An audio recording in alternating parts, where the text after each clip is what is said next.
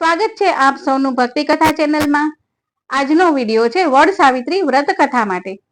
આજના વિડીયોમાં આપણે જોઈશું કે વડ સાવિત્રીનું વ્રત કેવી રીતે કરવું, તેની પૂજા વિધિ શું છે, તેનું મહાત્મ્ય શું છે અને વડ સાવિત્રી વ્રતનું ફળ શું મળે છે। આ સાથે જ વડ સાવિત્રી વ્રત સાથે સંકળાયેલી સત્યવાન અને સાવિત્રીની વ્રત કથા પણ સાંભળશું। ભક્તિ કથા ચેનલ ઉપર હિન્દુ તહેવાર, તિથિ અને વ્રતના વિડીયો ઉપલબ્ધ છે। આપ આ ચેનલની મુલાકાત લઈ વિડીયો જોઈ શકો છો, જેની લિંક ડિસ્ક્રિપ્શન બોક્સમાં આપેલી છે। આ ઉપરાંત આપણા હિન્દુ ધર્મના વ્રત કથા વધુમાં વધુ લોકો સુધી પહોંચે તે માટે આપ આ વિડીયોને આપના મિત્ર મંડળ, આપના કુટુંબ અને આપના સત્સંગ મંડળ સુધી પહોંચાડશો અને તેઓને પણ સબસ્ક્રાઇબ કરવા કહેશો। તો આજના વિડીયો સાથે અંત સુધી જોડાયેલા રહો। વિડીયો ગમે તો લાઈક કરજો, સબસ્ક્રાઇબ કરજો અને શેર જરૂર કરજો। વડ સાવિત્રી વ્રત જેઠ સુદ 13 થી શરૂ કરવામાં આવે છે અને આ વ્રત પૂનમના દિવસે પૂરું થાય છે। વ્રતના પ્રથમ 2 દિવસના ઉપવાસ ફળાહાર કરીને કરવામાં આવે છે અને ત્રીજો ઉપવાસ નકોરડો કરવામાં આવે છે।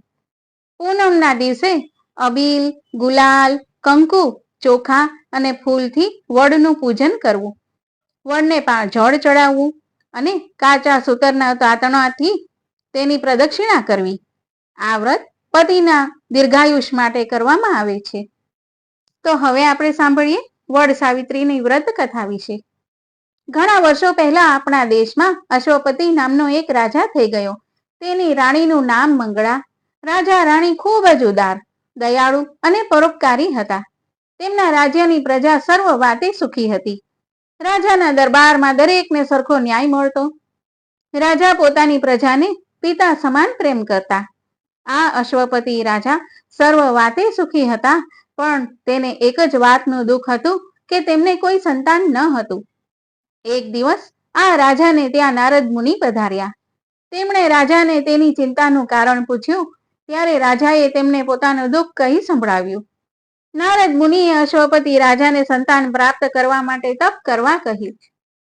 નારદજીના કહ્યા મુજબ રાજાએ સાવિત્રી દેવીની આરાધના કરવા માંડી। રાજાએ તો ખૂબ જ આકરું તપ કર્યું, એટલે એમને સાવિત્રી દેવી પ્રસન્ન થયા।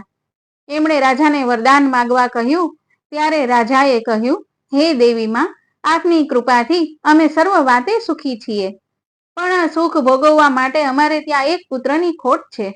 દેવીએ કહ્યું, હે રાજન, તારા નસીબમાં પુત્રનું સુખ નથી, પણ મેં તને વચન આપ્યું છે એટલે તને પુત્રના બદલે પુત્રી થશે। પુત્રી પણ એવી ગુણિયલ, સંસ્કારી ને ભક્તિ ભાવવાળી થશે કે આગળ જતા તેનું નામ રોશન કરશે। તું આ પુત્રીનું નામ મારા ઉપરથી સાવિત્રી પાડજે। આટલું કહી માતાજી તો અંતર્ધાન થઈ ગયા। થોડા સમય બાદ રાણીને તો દિવસ રહ્યા અને પૂરા 9 માસે એક કુંવરીને જન્મ આપ્યો। તે કુંવરી રૂપના અંબાર જેવી હતી। રાજા રાણીએ માતાજીના કહ્યા પ્રમાણે આ કુંવરીનું નામ સાવિત્રી પાડ્યું। આ સાવિત્રી ખૂબ જ લાડ કોડમાં ઉછરવા લાગી। તે દિવસે ન વધે એટલી રાત્રે વધે। રાજાએ તો તેને ભણાવી ગણાવી અને બધી વિદ્યામાં પારંગત બનાવી। ધીરે ધીરે સાવિત્રી ઉંમર લાયક થઈ ગઈ। રાજા રાણીને પણ તેના લગ્નની ચિંતા થવા લાગી। તેને જોવા માટે અનેક રાજકુમારો આવવા લાગ્યા, પણ સૌ એની આગળ વામણા લાગવા માંડ્યા, એટલે કોઈ હા પાડતું નથી। એવામાં એક દિવસ નારદજી ત્યાં આવી ચડ્યા। રાજાએ તેમની ખૂબ આગતા સ્વાગતા કરી। પછી નારદજીએ કહ્યું, હે રાજન, તમે કુંવરીને પરણાવતા કેમ નથી? રાજાએ કહ્યું, કુંવરીને અનુકૂળ આવે એવો કોઈ રાજકુમાર મળે તો તેને પરણાવીએ ને। એવામાં સાવિત્રી ત્યાં આવી પહોંચી। તેણે નારદજીને નમસ્કાર કર્યા। નારદજીએ તેને આશીર્વાદ આપી કહ્યું, દીકરી, તને કોઈ રાજકુમાર પસંદ પડ્યો કે નહીં? સાવિત્રી બોલી, ભગવાન, ધુમ્મતસેનનું રાજ તેના દુશ્મનોએ પડાવી લીધું છે। આથી તેઓ જંગલમાં આશ્રમ બાંધીને રહે છે। તેમના પુત્ર સત્યવાનને હું મનથી વરી ચૂકી છું। સાવિત્રીની વાત સાંભળ્યા પછી નારદજીને કાંઈ જ બોલ્યા નહીં, છતાં થોડી વાર વિચાર કરી એ બોલ્યા, સાવિત્રી, તે પસંદગી તો સારી કરી છે। સત્યવાન ખરેખર રૂપ અને ગુણનો ભંડાર છે, પણ શું મુનિવર? સાવિત્રીએ પૂછ્યું। મુનિ બોલ્યા, તેનું આયુષ્ય ખૂબ જ ટૂંકું છે। હવે માત્ર 1 જ વર્ષ તે જીવી શકશે। આ સાંભળી રાજા રાણીના માથે તો દુઃખના ડુંગર તૂટી પડ્યા. તે થોડીવાર સુધી તો સ્તબ્ધ બની બેસી રહ્યા. પછી રાજા રાણીએ દીકરી સાવિત્રીને બીજો પતિ પસંદ કરવા માટે વિનંતી કરી ખૂબ જ સમજાવી, પણ સાવિત્રી એકની બે ન થઈ. તે તો પોતાના વિચાર પર અડગ રહી. આથી રાજા રાણી ઢીલા પડી ગયા. નારદજીની પણ ધીરજ ખૂટી ગઈ. એટલે નારદજી નારાયણ નારાયણ કરતા ચાલતા થયા. પછી રાજા અશ્વપતિ જંગલમાં આવેલા ધુમ્મતસેનના આશ્રમે ગયા. ધુમ્મતસેન અને તેની પત્ની બંને અંધ હતા. તેથી તેઓ રાજાને ઓળખી શક્યા નહીં. તેથી રાજા ધુમ્મતસેન પાસે ગયા અને બોલ્યા, હે રાજા, મારું નામ અશ્વપતિ છે. હું આ રાજ્યનો રાજા છું. હું મારી પુત્રી સાવિત્રીનું માગું આપના પુત્ર સત્યવાન સાથે કરવા માંગુ છું. આ સાંભળી અંધ રાજા ધુમ્મતસેનને તો ભારે નવાઈ લાગી. તે બોલ્યા, હે રાજન, આપ તો જાણો છો કે હું વૃદ્ધ અને અંધ છું. વળી હું રાજ્ય વગરનો રાજા છું. હું મારી પત્ની અને પુત્ર સત્યવાન અમે ત્રણેય આ જંગલમાં આશ્રમ બાંધીને રહીએ છીએ. અત્યારે અમારી પાસે કોઈ માલ મિલકત નથી. મારો પુત્ર સત્યવાન જંગલમાંથી લાકડા કાપી લાવી તેને વેચીને અમારું ગુજરાન ચલાવીએ છીએ. જ્યારે આપની દીકરી તો એક રાજકુમારી છે. તે નાનપણથી જ રાજમહેલમાં મોટી થઈ છે. તેણે કદી આવા દુઃખો વેઠ્યા નહીં હોય. એ હાથે કરીને આવા જંગલના દુઃખો વેઠવા શા માટે તૈયાર થઈ છે? અશ્વપતિ બોલ્યા, મહારાજ, સાવિત્રી પોતે જ તમારા પુત્રને પરણવા તૈયાર થઈ છે. તો પછી આપને શું વાંધો છે? ધુમ્મતસેને પ્રત્યુત્તર આપ્યો, ના, મને કોઈ વાંધો નથી. પણ હજી સાવિત્રી નાદાન છે. તે પોતાના ભવિષ્યનું લાંબુ વિચારી શકતી નથી. માટે જ આપણે તેને સમજાવવી જોઈએ. અશ્વપતિ કહેવા લાગ્યા, પરંતુ સાવિત્રી તેની વાતમાં અડગ છે. તે સત્યવાન સિવાય કોઈ બીજા પુરુષને પરણવા ઈચ્છતી નથી. ધુમ્મતસેને કહ્યું, અરે, હરિની જેવી ઈચ્છા. અમને તો સાવિત્રી જેવી પુત્ર વધુ મળે તે તો ખૂબ જ હરખની વાત છે. ખુશીથી મારા પુત્ર સત્યવાન સાથે આપની પુત્રીને પરણાવો. તે તો ખૂબ જ હરખાઈ ઉઠ્યા. થોડા દિવસ બાદ શુભ મુહૂર્ત જોઈ અશ્વપતિ રાજાએ પોતાની પુત્રી સાવિત્રીને સત્યવાન સાથે ધામધૂમથી પરણાવી દીધી.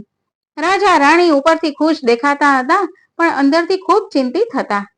રાજાએ પોતાની દીકરી સાવિત્રીને કન્યાદાનમાં ખૂબ જ ચીજ વસ્તુઓ અને પુષ્કળ ધન આપ્યું. આ આશ્રમમાં સત્યવાન અને સાવિત્રી ખૂબ જ આનંદમાં પોતાના દિવસો પસાર કરવા લાગ્યા. એક દિવસ નારદ મુનિ તે આશ્રમમાં પધાર્યા અને તેમણે સાવિત્રીને વડ સાવિત્રીનું વ્રત કરવા જણાવ્યું. સાવિત્રીએ 3 દિવસનું વડ સાવિત્રીનું વ્રત ખૂબ જ ભક્તિભાવપૂર્વક કર્યું અને ચોથે દિવસે તે પૂરું કર્યું. તેણે ખૂબ જ ભાવથી માં સાવિત્રી દેવીની આરાધના કરવા માંડી. આમ ને આમ 1 વર્ષ પૂરું થવા આવ્યું.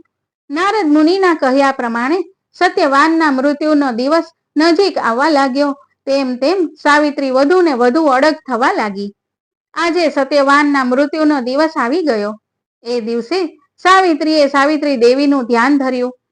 સવારના પહોરમાં જ સત્યવાન લાકડા કાપવા જંગલમાં જવાની તૈયારી કરવા લાગ્યો. સાવિત્રીની ઈચ્છા હતી કે આજે આખો દિવસ પોતાના સ્વામી સાથે રહેવું. તેથી તેણે સત્યવાન સાથે જંગલમાં જવાની ઈચ્છા વ્યક્ત કરી. સત્યવાન પોતાની સાથે સાવિત્રીને પણ જંગલમાં લઈ ગયો. સત્યવાન અને સાવિત્રી બંને વાતો કરતા કરતા જંગલમાં એક સૂકા ઝાડના ઠૂઠા પાસે ઊભા રહ્યા. સત્યવાને તે ઝાડ ઉપર કુહાડીનો ઘા માર્યો કે અચાનક તેના પેટમાં ભારે દુખાવો પડ્યો. તે જમીન ઉપર ઢળી પડ્યો અને બેભાન થઈ ગયો. સાવિત્રી પોતાના સ્વામીનું માથું ખોળામાં લઈ કપાળે હાથ ફેરવવા લાગી. એટલામાં તો એક ભયંકર કાળા રંગવાળો તેજસ્વી અને વિશાળ આકૃતિવાળો પુરુષ આવીને ઊભો રહ્યો. સાવિત્રી તેને જોઈને સહેજ પણ ડરી નહીં. ઉલટાનું સાવિત્રીએ તેને પૂછ્યું, તમે કોણ છો અને અહીં કેમ ઊભા છો? હું યમરાજ છું. તારા પતિનો જીવ લેવા આવ્યો છું, આવનાર પુરુષે કહ્યું. સાવિત્રી બોલી, સાંભળ્યું છે કે મૃત્યુ લોકના માનવીનો જીવ લેવા માટે તો આપના દૂતો આવે છે, તો પછી આપ જાતે કેમ આવ્યા? યમરાજ બોલ્યા, સત્યવાન સાચો અને સદાચારી પુરુષ છે, એટલે એના જીવને લઈ જવો મારા દૂતોનું કામ નથી. આવા પવિત્ર પુરુષોને લેવા હું પોતે જ આવું છું. આમ કહી યમરાજાએ સત્યવાનના પ્રાણ હરી લીધા અને ચાલવા લાગ્યા. સાવિત્રી પોતાના પતિના મૃતદેહને ઝાડ નીચે મૂકી દુખી હૃદયે વિલાપ કરતી કરતી યમરાજાની પાછળ પાછળ જવા લાગી. સાવિત્રીને પાછળ આવતી જોઈ યમરાજા બોલ્યા, હે દીકરી, હવે પાછળ આવવું નકામું છે, કારણ અહીં માનવીની હદ પૂરી થાય છે. તું પાછી જા. વિધિના લેખ મિથ્યા થતા નથી, માટે હવે તારે શોક કરવો નકામો છે. સાવિત્રી બોલી, યમરાજા, મારી શ્રદ્ધા અને સંકલ્પ બંને અડગ છે. હું મારા પતિ સાથે જ રહીશ. 7 ડગલા સાથે ચાલનારને મિત્રનો અધિકાર મળે છે. હું તો આપની સાથે ઘણા ડગલા ચાલી છું, એટલે આપ મારા મિત્ર બન્યા છો. મારો પતિવ્રતા ધર્મ પાળતા આપ મને કઈ રીતે રોકી શકશો? આ સાંભળી યમરાજા પ્રસન્ન થયા. તેઓ બોલ્યા, દીકરી, તારા મધુર અને સત્ય વચનોથી હું પ્રસન્ન થયો છું. તારા પતિના જીવન સિવાય ગમે તે વરદાન માગવું હોય તે માગ. સાવિત્રીએ વરદાન માગ્યું કે મારા સસરાનો અંધાપો દૂર થાય અને તેમને સૂર્ય જેવી તેજસ્વી આંખો મળે. યમરાજે આશીષ આપતા કહ્યું, તથાસ્તુ, પણ હવે પાછી વળ. પરંતુ સાવિત્રી પાછી ના વળી અને બોલી, હે યમરાજ, હવે મારા માટે પાછું ફરવું અશક્ય છે. જ્યાં મારા પતિ ત્યાં હું, એ જ નારીનો સાચો ધર્મ છે. વળી સત્પુરુષોનો સત્સંગ કદી નકામો જતો નથી, તો પછી શું તમારો સત્સંગ નકામો જશે? યમરાજા પ્રસન્ન થઈને બોલ્યા, દીકરી, તે મને ધર્મ વિશે સાચી જ સમજ આપી છે. તારી ચાલાકીથી હું ખુશ થયો છું. તું તારા પતિના પ્રાણ સિવાય ગમે તે માગવું હોય તે માગ. સાવિત્રીએ બીજું વરદાન માગ્યું કે હે યમરાજા, મારા સસરાનું છીનવાઈ ગયેલું રાજ્ય પાછું અપાવો અને મારા સ્વામી આપના ધર્મને લીધે મારો ત્યાગ ન કરે એવું વરદાન આપો. યમરાજે કહ્યું, તથાસ્તુ, પણ હવે તું પાછી વળ. સાવિત્રી બોલી, હે યમરાજ, આપ તો સૌને નિયમમાં રાખો છો અને મને શા માટે નિયમ વિરુદ્ધ જવાનું કહો છો? શું મારા પતિ સાથે આવવાનો મારો નિયમ નથી? યમરાજ રોકાઈને બોલ્યા, સાવિત્રી, તારી તર્ક બુદ્ધિ વાણીએ તો મને વચનથી બાંધી લીધો છે. તારા પતિના જીવન સિવાય ગમે તે માગી લે. સાવિત્રીએ માગ્યું કે યમરાજા, મારા પિતાને એક પણ પુત્ર નથી, માટે તેમને 100 પુત્રો થાય અને તેમનો વંશ ચાલુ રહે તેવું વરદાન આપો. તથાસ્તુ કહી યમરાજા આગળ ચાલ્યા એટલે સાવિત્રી ફરી તેમની પાછળ પાછળ ચાલવા લાગી. યમરાજા બોલ્યા, સાવિત્રી, હવે તું પાછી વળ. સાવિત્રી પાછળ પાછળ ચાલતા બોલી, હે યમરાજા, મારા પતિ આપ જેવા સત્પુરુષો પાસે હોવાથી મને સહેજ પણ દુઃખ લાગતું નથી. સત્પુરુષોના હૃદય હંમેશા પવિત્ર હોય છે અને તેથી જ બધા જ માણસો સંતોનો વિશ્વાસ કરે છે. હું પણ આપના વિશ્વાસે જ ચાલી આવું છું. યમરાજા કહે, હે સાવિત્રી, તારા વચનોથી હું ઘણો ખુશ થયો છું, માટે તું તારા પતિના જીવન સિવાય જે જોઈએ તે વરદાન માગ. હવે તું ઘણી જ દૂર આવી ગઈ છે, માટે પાછી જા. સાવિત્રીએ વરદાન માગ્યું કે હે યમરાજા, મને 100 બળવાન પુત્રો થાય તેવું વરદાન આપો. યમરાજ વરદાન આપતા બોલ્યા, તથાસ્તુ, તારી ઈચ્છા પૂરી થશે. હવે તું એકેય ડગલું આગળ ભર્યા વિના પાછી જા. હવે તું આગળ આવી શકે તેમ નથી.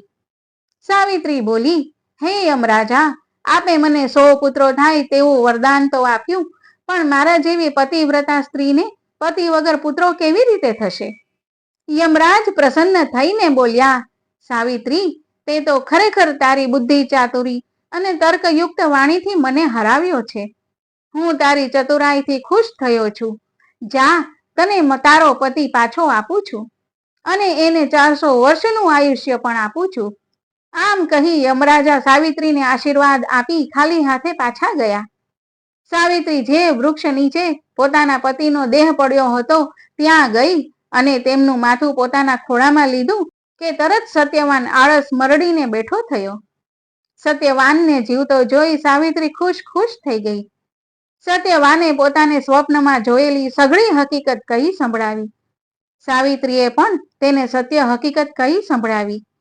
સાવિત્રીના કારણે જ આજે તેને જીવતદાન મળ્યું તે જાણી સત્યવાન પોતાને આવી પત્ની મળવા બદલ સાવિત્રી દેવીનો આભાર માનવા લાગ્યો. યમરાજાના વરદાનના પ્રતાપે સત્યવાનના પિતા ધુમતસેન દેખતા થયા ને તેમણે ગુમાવેલું રાજ્ય પાછું મેળવ્યું. સાવિત્રીના માતા પિતાને ત્યાં સમય જતા 100 બળવાન પુત્રો જન્મ્યા અને પોતે પણ 100 ગુણવાન, બળવાન અને આયુષ્યમાન પુત્રોની માતા બની. આમ ફરીથી તેમના જીવનમાં આનંદ થઈ ગયો. હે માં સાવિત્રી, તમે જેવા સાવિત્રીને ફળ્યા તેવા તમારું વ્રત કરનાર, કથા વાંચનાર, સાંભળનાર સૌને ફળજો. જય સાવિત્રી માં.